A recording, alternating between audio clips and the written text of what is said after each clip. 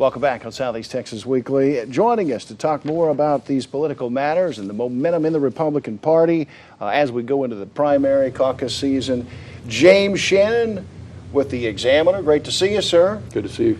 Kent Batman, Hardin County GOP chairman, and Nathan Buddy Reynolds, Democratic activist extraordinaire. Kevin? And, you know, let's start with you as an attorney. This Arkansas law that was passed. Arkansas law saying, and being among the laws that are the most restrictive of the abortion laws that was passed by any of the states, that Arkansas lost its bid to set these restrictions on abortion at 12 weeks. That 12 weeks, fetal pain can be experienced.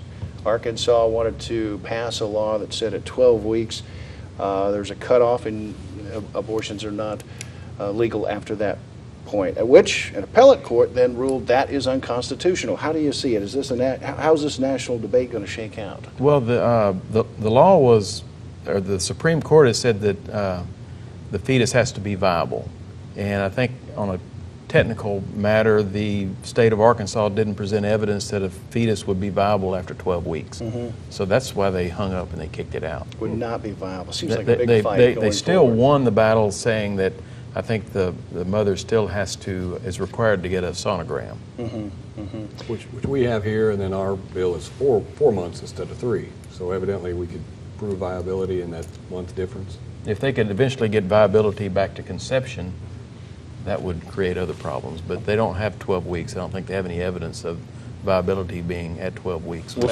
since Roe v. Wade was decided in 1973, and medical science has grown by leaps and bounds. You can, have viability in a test tube, for all I know. So the idea that there's a viability test is, it's kind of a movable feast, depending on, your interpretation. The fact is, abortion is legal under Roe v. Wade, and all of these attempts to outlaw it under whatever guise, like the 12-week.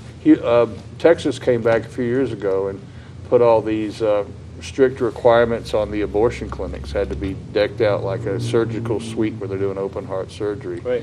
Which ultimately closed the Beaumont Beaumont's clinic is closed, and most of the rest of them in the state, abortion numbers are way down because of that. So it is one way to address it. I mean, the Supreme Court does it one way, and the states do it the others, and that's one of the advantages of having 50 states. I guess the ideological argument just comes down to whether fetal pain comes into it at all at whatever number of weeks, and whether fetal pain counts in this equation, whether only the woman's right to choose becomes an issue. Does anyone? Well, it's where the mother's rights, where do they stop, and where do the fetus's rights step in? And that line is yet to be defined. And I have a problem with these absolutists that say, cases of rape or incest, the woman or the girl has to bear that baby to term. I'm sorry, I don't want to take a 12-year-old girl and make her bear a rapist baby. I've never seen a bill with that in there, though. They used to talk about the rape exception. Have you seen a bill that's passed? At the federal.